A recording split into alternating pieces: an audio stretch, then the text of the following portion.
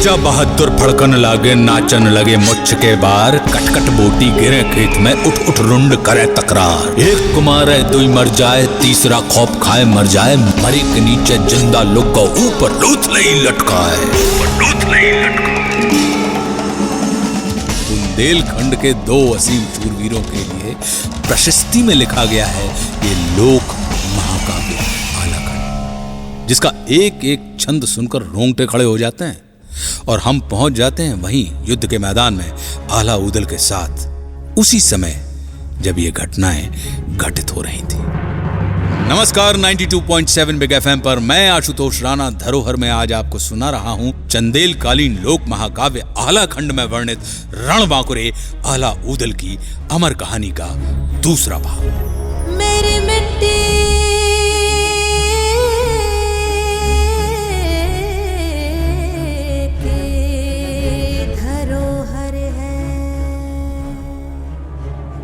मांडोगढ़ की जीत के बाद आला ऊदल की कीर्ति चारों तरफ फैलने लगी थी, पर ईर्ष्या और द्वेष से भरा उनका मामा माहिल इस बात को स्वीकार नहीं कर पा रहा था और एक नए षड्यंत्र में लग गया। एक दिन, अरे मलखान, तुमने सिरसागढ़ का नाम सुना है?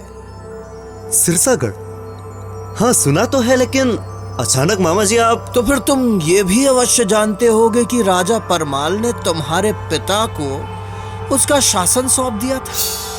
नहीं तो ये तो मुझे मालूम नहीं था। अरे मालूम कैसे चलेगा भांजे, पृथ्वीराज ने आक्रमण करके उसको अपने राज्य में मिला लिया था और अपने बेटे पारत को गद्दी पर बिठा दिया। ये बात सुनकर मलखान अपने आप पर काबू नहीं रख पाया, उसका खून खौल उठा। वो उसी क्षण महाराज परमाल के पास पहुंच गया। आला और ऊदल वहां पहले से ही मौजूद थे। महाराज की जय हो। कहो पुत्र, इतने विचलित क्यों नजर आ रहे हो? आपने मेरे पिताश्री को सिरसागढ़ का शासन सौंप दिया था और फिर पृथ्वीराज ने आक्रमण करके उसको अपने राज्य में मिला लिया था और अपने बेटे पारस को गद्दी पर बिठा दिया था। महाराज, क्या ये सच है? क्या सच में ऐसा हुआ था?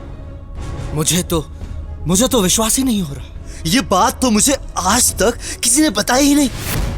इतना बड़ा अनर्थ और हमें सूचना तक नहीं। देखो पुत्र, गड़े मुर्दे उखाड़ने से कोई फायदा नहीं है और फिर पृथ्वीराज बहुत बड़े वीर हैं और उनके पास विशाल सेना भी है। उनसे युद्ध करना मानो मौत को बुलावा देना है और फिर जितना राजपाट हमारे पास है वो पर्याप्त है। क्षमा करें महाराज, हम सर कटा सकते हैं लेकिन सर झुका नहीं सकते। बिल्कुल, सिरसागढ़ को हमें पुनः जीतना होगा। हमें अपना खोया हुआ स्वाभिमान और सम्मान वापस चाहिए। लंबी बहस के बाद महाराज परमाल ने सिरसागढ़ पर आक्रमण करने का हुक्म दे दिया। अगले कुछ ही दिनों में सिरसागढ़ पर आक्रमण की तैयारी पूरी कर ली गई। फिर से आला के हाथों में महोबा की सेना की कमान सौंप दी गई।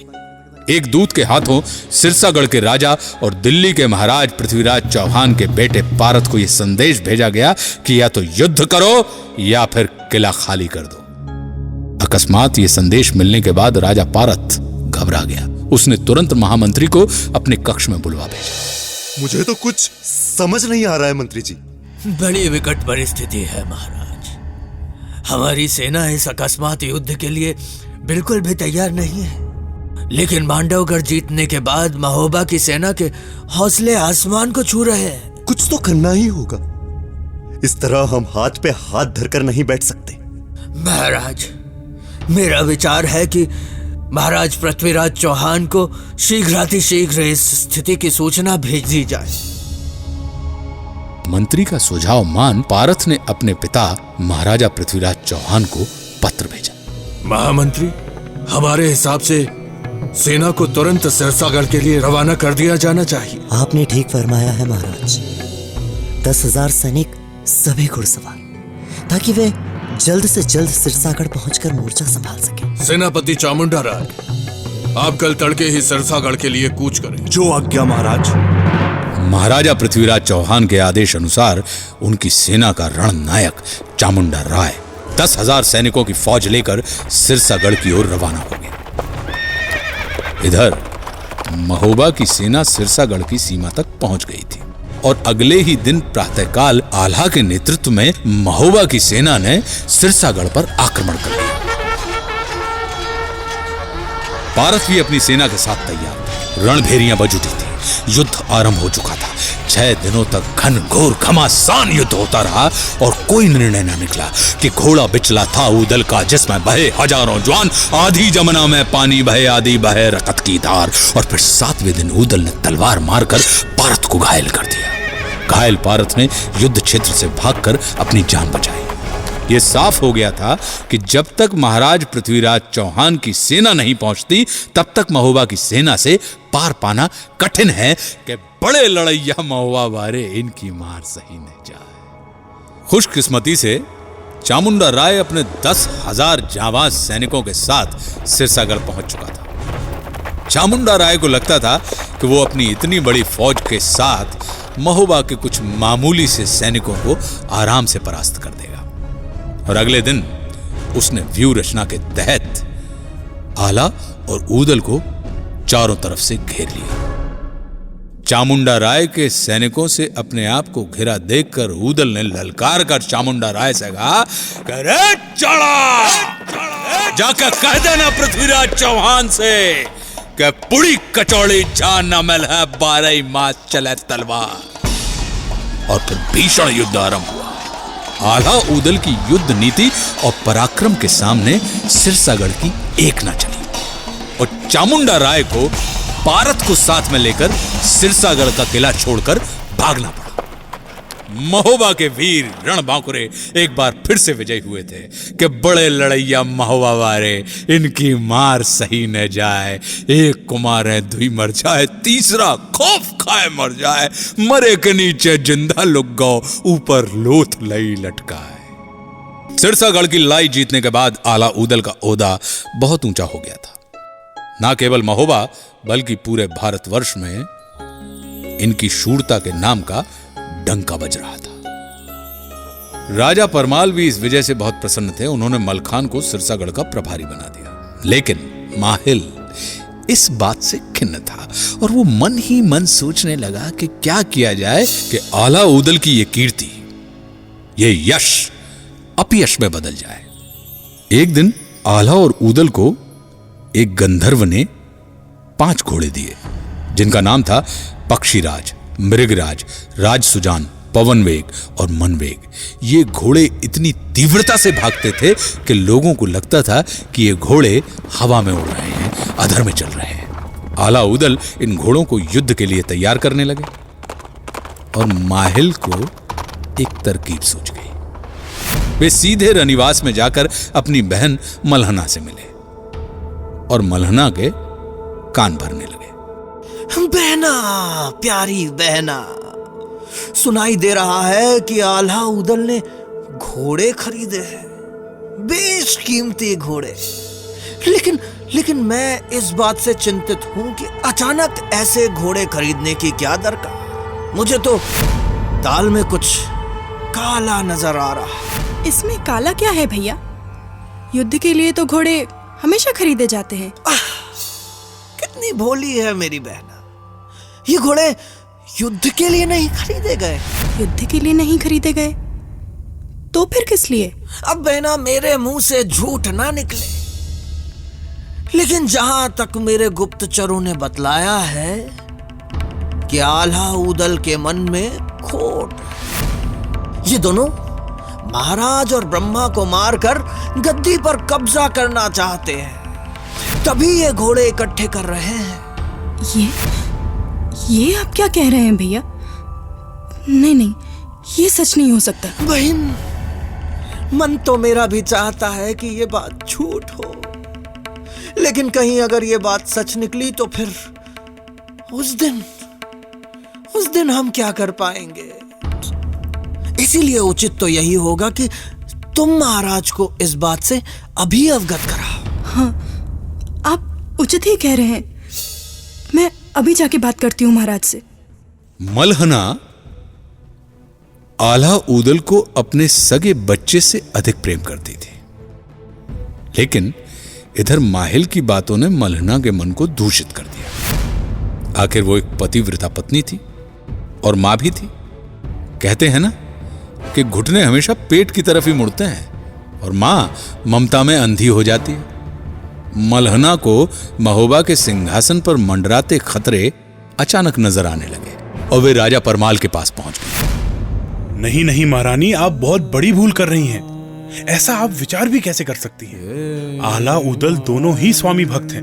वो कभी भी हमारे विरुद्ध कोई काम नहीं करेंगे। यदि ऐसी ही बात है तो फिर आप आला और उदल दोनों से वो घोड़े मंगवा लीजिए। मैं दावे के साथ कह सकती हूँ कि वो आपको घोड़े नहीं देंगे, और जब तक ऐसा नहीं हो जाता हम अन्न जल ग्रहण नहीं करेंगे। तो ठीक है, जैसा आप चाहें।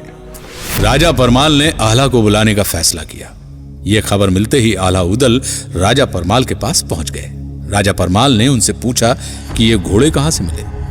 उदल बोले, तब राजा से देव निधि ने रखने मान, और 5 बछड़े अति विशिष्ट हैं, भर भर करके भरे उड़ान। पक्षीराज मृगराज घोड़ दो, एक घोड़ा रहे राज सुजान, और पवन वेग मन वेग भय दो, 5 उड़े लगा के प्राण। ये सुनकर राजा परमाल ने कहा कि ये घोड़े तुम्हें हमें देने होंगे, अन्यथा तुम दोनों भाइयों का महोबा में कोई स्थान नहीं। ये बात सुनकर पूरा राज दरबार स्तब्ध हो गया। महाराज, बड़े दुख के साथ हमें यह कहना पड़ रहा है कि आप हम पर संदेह कर रहे हैं, जबकि ये घोड़े सेना के लिए नहीं खरीदे गए।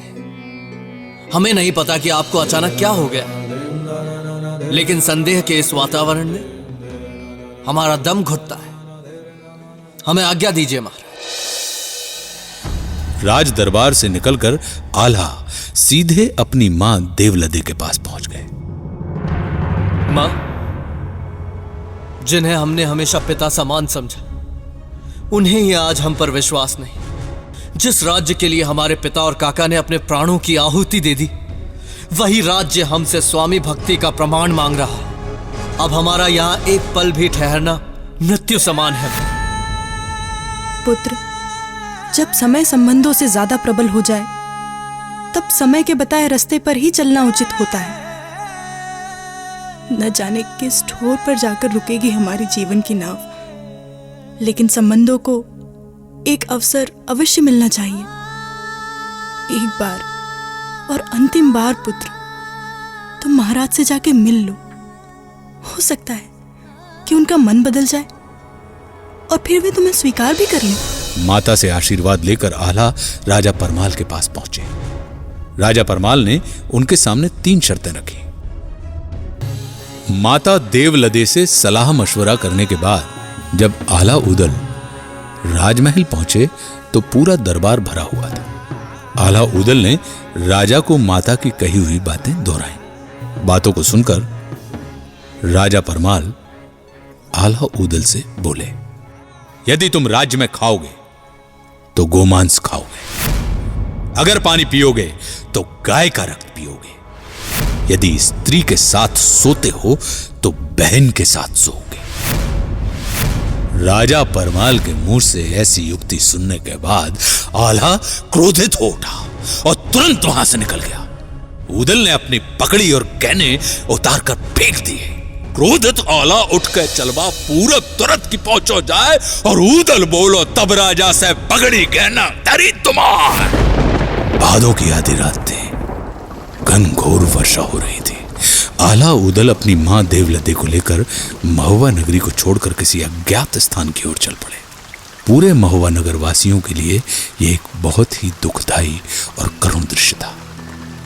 इस घटना को गाते हुए आज भी उत्तर और मध्य भारत के अलहत रो पड़ते हैं।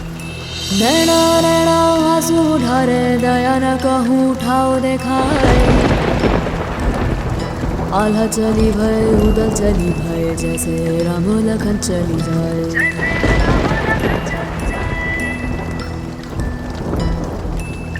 सावन चिड़िया ना घर छोड़े, ना बने जर बनी जी जाए, और टप टप बूंदे पड़े कपड़न पर, दया न काहू ठाव दिखाए, आला चली भय ऊदल चली भय, जैसे राम लखन चली जाए, राजा के डर को न बोले, नैना ढबिक ढबिक रह जाए, नगर निवासी आंसू ढारें, फिर से राम चले वन माए। आल्हा ऊदल की इस दुर्दशा की खबर कन्नौज के राजा जयचंद के पास पहुंच गई। राजा जयचंद ने तुरंत आल्हा ऊदल के पास अपना एक दूत भेज दिया। प्रणाम महाबली आल्हा, कन्नौज के राजा जयचंद का मैं दूत हूँ। आप लोगों के लिए उनका संदेश है। सुनाइए। प्रिय आल्हा और उदल, सबसे पहले आपकी माता देवलदे को मेरा प्रणाम। मुझे ज्ञात है कि आप अपना राज्य त्याग चुके हैं। ऐसी अवस्था में मेरी मंशा यह है कि आप मेरे राज्य में आकर रुकें और मेरे यहाँ अतिथि बनकर रहें जब तक आपका मन करे। और इस अवधि में अगर कन्नौज और हम आप सबको रास आ जाए तो मेरा एक विनम्र निवेदन है कि आप दोनों महाबली मिलकर कन्नौज की सेना की बागडोर संभालकर उसका मान बढ़ाएं। आल्हा ऊदल ने राजा जयचंद्र का निमंत्रण स्वीकार कर लिया और वे कन्नौज की ओर चल पड़े। कन्नौज में राजा जयचंद ने आल्हा ऊदल का राजकीय सम्मान के साथ स्वागत किया और उन्हें राजमहल में ही ठहराया। इधर माहिल बहुत खुश हुआ, लेकिन अब भी उसके मन की ईर्ष्या संतुष्ट नहीं हुई थी। उसके मन में अब भी षड्यंत्र चल रहा था। आल्हा ऊदल राजा जयचंद के महल में रहने लगे और राजा जयचंद की सेना को संवारने में जुट गए। लेकिन इधर आल्हा ऊदल को घर से बेघर करने के बाद भी माहिल चुप नहीं बैठा। मौका मिलते ही एक दिन वो महाराज पृथ्वीराज चौहान के दरबार दिल्ली जा पहुंचा।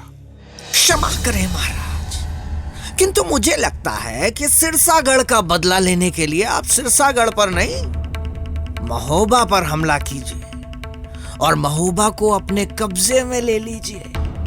और अभी तो मौका भी बहुत अच्छा है, क्योंकि राजा परमाल ने आल्हा ऊदल को अपने राज्य से बाहर कर रखा है और आल्हा ऊदल अभी कन्नौज में रह रहे हैं। पृथ्वीराज चौहान माहिल की बातों में आ गए और उन्होंने तुरंत अपने महाबली सेनापति चामुंडा राय को बुलाया। चामुंडा राय इस बार 50,000 सैनिकों की सेना लेकर महोबा की ओर कूच कर गया। यह खबर राजा परमाल के पास पहुंच गई।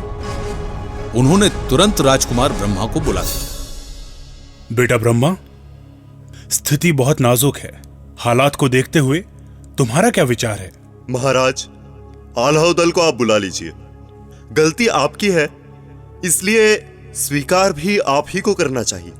और ये बात तो आप भी भली भांति जानते हैं कि बिना आल्हा ऊदल के हम महोबा की रक्षा नहीं कर सकते। राजा परमाल ने चारण जगनिक के हाथों आल्हा ऊदल के पास संदेश भेजने का निर्णय लिया और चारण जगनिक को एक पत्र देकर कन्नौज भेज दिया। इधर महाराज पृथ्वीराज का दूत राजा परमाल के पास पहुंचा। महाराज, महाराजा धीराज पृथ्वीराज सिंह चौहान ने आपके लिए संदेश भेजा है कि या तो आप महोबा को खाली कर दीजिए या फिर युद्ध में उनका मुकाबला कीजिए। उन्हें सूचित कर दो कि हमारे महायोद्धा अभी राज्य में नहीं है। आशा है कि 15 दिन के भीतर वो लौट आएंगे, इसलिए युद्ध के लिए हमें 15 दिन का समय चाहिए। पृथ्वीराज चौहान मौके का फायदा उठाकर महोबा पर हमला करना चाहते थे, लेकिन 15 दिन की मोहलत मांगने वाले संदेश ने पृथ्वीराज को धर्म संकट में डाल दिया। आखिरकार उन्होंने क्षत्रिय धर्म का पालन करते हुए राजा परमाल को 15 दिन की मोहलत दे दी। उधर चारण जगनिक आल्हा से कन्नौज के राजमहल में मिले और राजा परमाल का पत्र आल्हा ऊदल को दे दिया। हालांकि जगनिक बहुत वाकपटु था, लेकिन दोनों भाइयों ने उसकी एक न सुनी। माता देवलदे ये वार्तालाप अंदर से सुन रही थी। जैसे ही इन लोगों की बातें खत्म हुई, देवलदे बाहर आई और बोली, जो व्यक्ति अपने व्यक्तिगत कारणों से अपनी मातृभूमि की रक्षा करने से इनकार करता है, उसे क्षत्रिय कहलाने का कोई अधिकार नहीं। और ऐसे पुत्र को जन्म देकर मेरी कोख कलंकित हो गई है। ऐसा न कहो माँ। हमसे ये कैसी भूल होने वाली थी। हम जाएंगे माँ, हम जाएंगे। माँ की बात को दोनों भाइयों ने मान लिया और महोबा जाने की तैयारी में जुट गए। इस बात से राजा जयचंद बहुत प्रसन्न हुए और उन्होंने तुरंत अपने भतीजे लाखन को बुलाकर आदेश दिया कि 50,000 सैनिकों के साथ वे भी महोबा पहुंचे। आल्हा उदल को अपनी मातृभूमि से मिलने के लिए अब कोई नहीं रोक सकता था। आल्हा उदल ने महोबा के पास कीर्ति सागर में अपना डेरा डाला और चारण जागनिक को महाराज परमाल के पास सूचना देने के लिए भेज दिया। सूचना पाते ही महाराज परमाल तुरंत कीर्ति सागर के पास आल्हा उदल से मिलने के लिए आ गए और सबको उसी रात महोबा ले जाकर अपने अपने महलों में ठहरा दिया। अगले दिन महोबा के 5 वीर एक साथ बैठे और युद्ध की रणनीति तैयार कर ली गई। इसके बाद महाराज पृथ्वीराज को यह खबर भेज दी गई कि महोबा की सेना युद्ध के लिए तैयार है। सूचना मिलते ही पृथ्वीराज ने महोबा पर आक्रमण करने का आदेश दिया चामुंडा राय को। लेकिन युद्ध स्थल पर पहुंचते ही चामुंडा राय ने देखा कि महोबा की सेना की कमान आल्हा संभाल रहे हैं। इस बात से चामुंडा राय घबरा गया क्योंकि आल्हा उदल की ताकत का अंदाजा उसे बखूबी था, लेकिन युद्ध तो शुरू होना ही था। दोनों पक्ष की योद्धा आपस में भिड़ गए। कैमास नामक योद्धा से उदल और बालमेड़ राय से मलखान लड़ रहा था, युवराज ब्रह्मा पारत से और लाखन कन्न से और पुंडीर से ढेबा। उदल ने कैमास को घायल कर दिया और कैमास मोर्चा छोड़कर भागने लगा। महोबा के सैनिक राजा परमाल की जय जयकार करने लगे और दाबे बेदुला उदल आवे लहरत आवे बैगनी पाग मोर्चन मोर्चन घोड़ा नाचे उदल कहे पुकार पुकार नौकर चाकर को नहीं है तुम सब भैया लगो हमार जन्मभूमि पर जे संकट है सब भैया मिलकरो गुहार। ये ललकार सुनकर महोबा की सेना जोश और साहस से भर गई और वो दुश्मन पर जोरदार प्रहार करने लगी। इधर चामुंडा राय ने आल्हा को ललकारते हुए कहा, अरे आल्हा, सैनिकों को कटवाने से क्या लाभ है? आओ हम मल्ल युद्ध करके इस युद्ध का निर्णय कर लें। अगर तेरी यही इच्छा है चामुंडा राय तो मुझे कोई परेशानी नहीं है, हो जाए 2-2 हाथ। आल्हा चामुंडा राय से बोले कि पंख फैलाए हुए मोर बहुत देखे हैं, घन पे छाए हुए घनघोर बहुत देखे हैं और नाला कहता है समुंदर से उमड़ना सीखो, हमने बरसात के ये शोर बहुत देखे हैं। चढ़ा। इस सिंहनाद से भयभीत होकर दोनों तरफ के सैनिकों ने हथियार रख दिए। चामुंडा राय और आल्हा के बीच मल्लयुद्ध शुरू हो गया। 3 घंटे तक दोनों कुश्ती लड़ते रहे और अंत में आल्हा ने चामुंडा राय को चपेट के साथ एक ऐसा धोबी पछाड़ दिया कि वो दूर जा गिरा और आल्हा कूदकर उसकी छाती पर बैठ गए। धीरे धीरे एक के बाद एक सेना नायकों को हराते हुए महोबा के ये महाबली योद्धा लगातार युद्ध जीतते जा रहे थे। महाराज पृथ्वीराज को एक करारी शिकस्त मिली जिसको पृथ्वीराज जीवन भर कभी भी नहीं भूल पाए। लेकिन कहते हैं ना कि क्षत्रिय के जीवन में 2 ही चीजें होती हैं, या तो युद्ध या मुसीबत। युद्ध जीतने के बाद जब दोनों भाई अपने महल पहुंचे तब उनके सामने एक नई मुसीबत खड़ी थी। एक दिन उदल अपने भाई आल्हा से मिलने के लिए उनके कक्ष में पहुंचे। आल्हा भैया, आओ उदल। मेरी इच्छा है कि इस बार गंगा दशहरा के अवसर पर बिठूर जाकर गंगा स्नान कराऊं। देखो उदल, बिठूर में उन राजाओं के खेमे भी पड़ेंगे जिनसे हमारी शत्रुता है, इसीलिए मेरा मानना है कि वहां जाना तुम्हारे लिए उचित नहीं होगा। फिर भी अगर जाना चाहते हो तो बस इतना कहूंगा कि सावधानी बरतना। भैया, आपकी बात को मैं सदैव याद रखूंगा। इस तरह उदल गंगा दशहरी का स्नान करने बिठूर जाने की तैयारी करने लगे। उनको तैयारी करता देख आल्हा का बेटा इंदल अपने चाचा से बोला, अरे काकाश्री, आप कहाँ जाने की तैयारी कर रहे हैं? बेटा, मैं गंगा दशहरा के अवसर पर बिठूर में गंगा स्नान करने जा रहा हूँ। तो फिर तो मैं भी चलूंगा आपके साथ, बड़ा आनंद आएगा। तुम जा तो सकते हो, परंतु पहले अपनी माँ से अनुमति ले लो। अगर वो अनुमति दे दे तो ही तुम मेरे साथ चल सकते हो। इंदल अनुमति लेने के लिए अपनी माँ से मिला और जिद करके माँ सोना दे को मना लिया।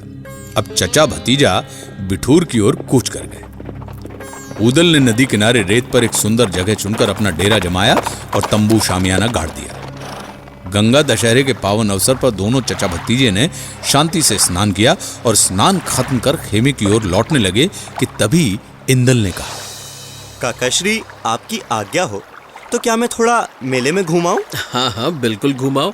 हमारा मुख्य काम तो हो गया है, लेकिन तुम ज्यादा दूर मत जाना। उदल खेमे में लौट आए और अपनी कुल देवी मेहर भवानी की पूजा करने लगे। इधर इंदल मेले में घूमने लगा। तभी बल्ख बुखारे की राजकुमारी चित्ररेखा ने इंदल को देख लिया। वो इंदल के सुंदर रूप पर मुग्ध हो गई और उसने तुरंत इंदल को बुलाने के लिए अपनी दासी को इंदल के पास भेजा। इंदल राजकुमारी चित्ररेखा से मिला। राजकुमारी को मेरा प्रणाम। मैं महोबा के राजा परमाल के सेनापति महाबली आल्हा का पुत्र हूँ, इंदल।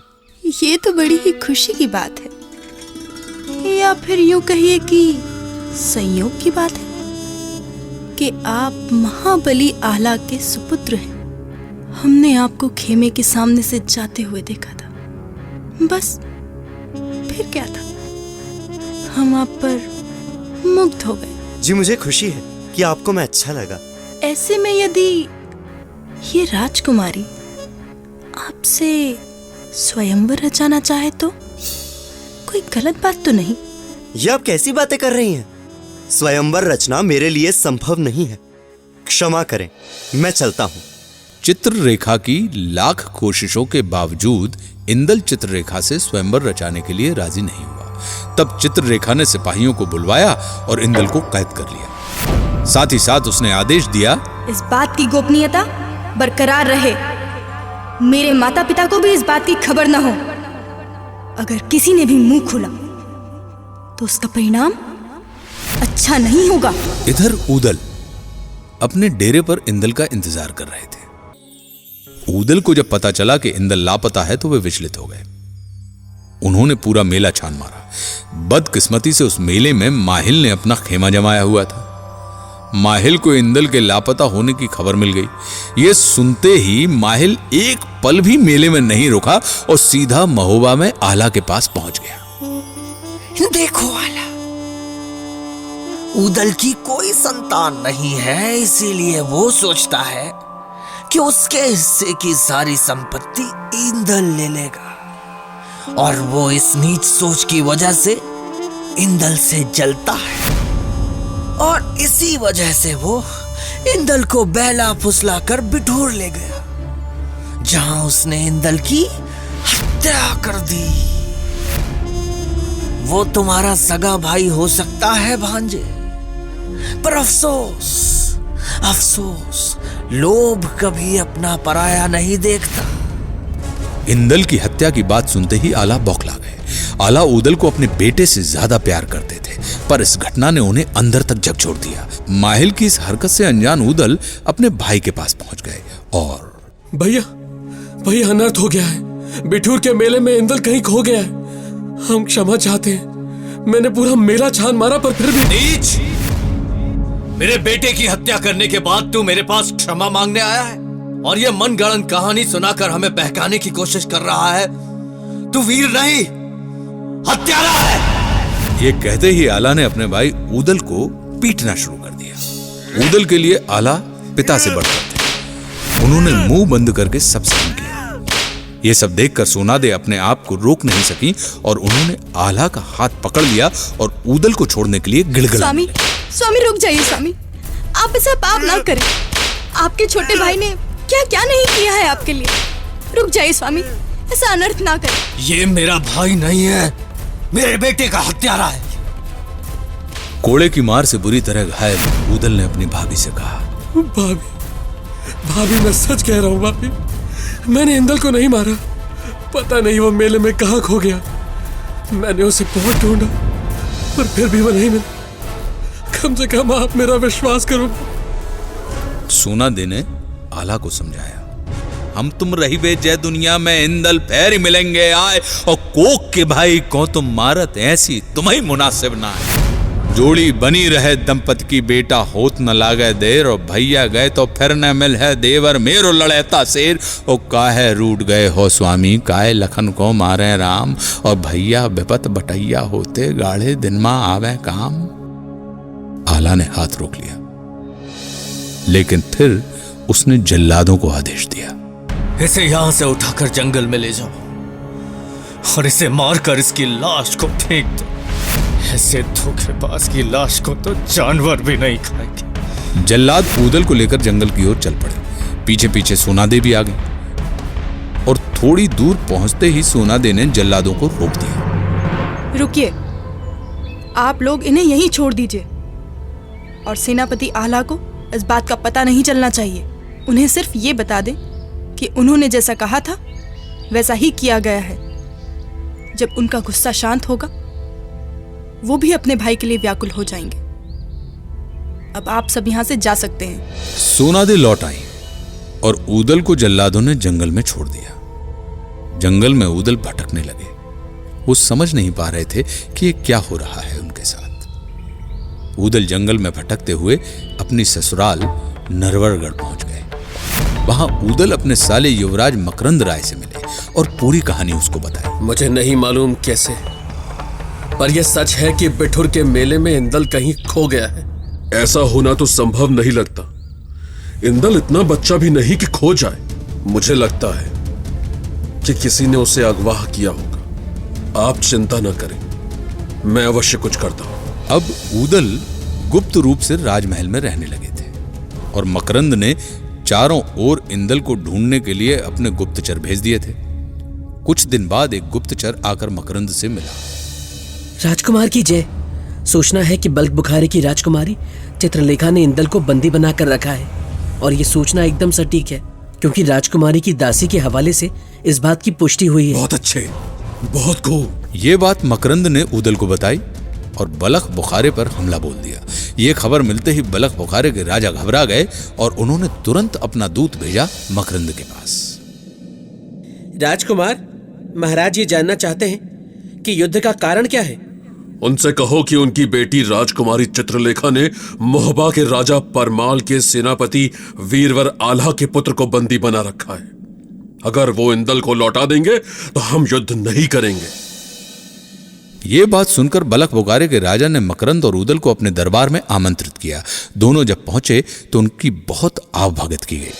क्षमा करें महाराज, लेकिन ये युद्ध करना अनिवार्य था। आप जानते नहीं हैं कि इस घटना से मोहबा के पूरे राज परिवार पर क्या असर पड़ा है। महाबली ऊदल और राजकुमार मकरंद, हम क्षमा प्रार्थी हैं, किंतु इस बारे में मुझे कुछ नहीं पता था। बलख बुखारे के राजा ने राजकुमारी चित्रलेखा को बुलाया और उसे बहुत फटकारा। हमें क्षमा कीजिए पिताजी, हमसे बहुत बड़ी भूल हो गई। सभा में इंदल उपस्थित हुआ। तब चित्रलेखा ऊदल को संबोधित करते हुए बोली, अतिथिगण, मैं इंदल से स्वयंवर करना चाहती हूँ, पर इंदल है कि मानता ही नहीं। हम इंदल से अत्यधिक प्रेम करते हैं और हम इस भरी सभा में घोषणा करते हैं कि अगर इंदल नहीं माने तो हम अपने प्राण त्याग देंगे। राजकुमारी, महोबा में हम कोई काम चोरी छुपे नहीं करते। आप इंदल को वापस कर दीजिए और हम आपको वचन देते हैं कि हम स्वयं आपका ब्याह इंदल से करवाएंगे। और फिर मकरंद ऊदल और इंदल को लेकर नरवरगढ़ की ओर चल पड़े। रास्ते में मकरंद ने ऊदल और इंदल को सिरसागढ़ में मलखान के पास छोड़ दिया। इंदल को जीवित देखकर मलखान बेहद खुश हुआ। मलखान ने ऊदल को गले लगा लिया और दोनों बहुत देर तक आंसू बहाते रहे। सभासदों की आंखों में भी पानी आ गया। इसके बाद मलखान ने सिर्फ इंदल को ही महोबा भेज दिया और दूत के हाथों राजा परमाल को एक पत्र भेज दिया। इंदल को लेकर मलखान का दूत महोबा में प्रवेश कर गया। वो सीधे जाकर राजा परमाल से मिला। राजा परमाल इंदल को जीवित देखकर बहुत प्रसन्न हुए, लेकिन उन्होंने ये सबके सामने जाहिर नहीं किया क्योंकि महोबा में सब जानते थे कि आल्हा ने जल्लादों के हाथों अपने भाई ऊदल को मरवा डाला है। इस बात से राजा परमाल बहुत खिन्न थे। राजा परमाल ने आल्हा और सोनादे को बुलाया। इंदल को देखकर दोनों माँ बाप अपने बच्चे से लिपट लिपट कर रोने लगे। तभी दूत ने मलखान की चिट्ठी पढ़कर सुनाने की अनुमति मांगी। राजा परमाल ने अनुमति दी। सब ध्यानपूर्वक दूत को सुनने लगे। सेनापति महाबली आल्हा, इंदल को बलख बुखारे की राजकुमारी ने अगवा कर लिया था और ये बात राजकुमारी के पिता भी नहीं जानते थे। अब इंदल ने बलख बुखारे की राजकुमारी से विवाह करने का वचन दिया है। अब आप अपने पुत्र को ले जाकर विवाह करवाइए। हम बारात में सम्मिलित नहीं होंगे क्योंकि आपने अपने भाई की हत्या कराई है। हत्यारे की बारात में हम शामिल नहीं होंगे। मलखान। आल्हा के सर पर पहाड़ टूट पड़ा था। उन्हें एहसास हुआ कि उनसे कितनी बड़ी भूल हो गई है। उन्होंने अपना खंजर निकाल लिया और अपने गले पर चलाने लगे कि तभी इंदल ने उन्हें रोक दिया। पिताश्री, काकाश्री जीवित हैं।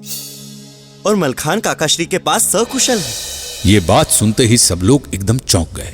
खुशी का ठिकाना ना रहा। आला उसी वक्त सिरसागढ़ की ओर रवाना हो गए। सिरसागढ़ के किले में पहुंचते ही आला सीधे अपने भाई ऊदल के गले से लिपट गए। भाई, मुझ जैसे महानीच को तो क्षमा का भी कोई अधिकार नहीं, किंतु आज मैं तुमसे क्षमा नहीं, अपनी करने का दंड मांगना चाहता हूं। मुझे दंड दो, मुझे दंड दो। ये आप क्या कह रहे हैं भैया? आप बड़े भाई हैं, ना मैं आपको क्षमा दे सकता हूं और ना ही मैं आपको दंड दे सकता हूं।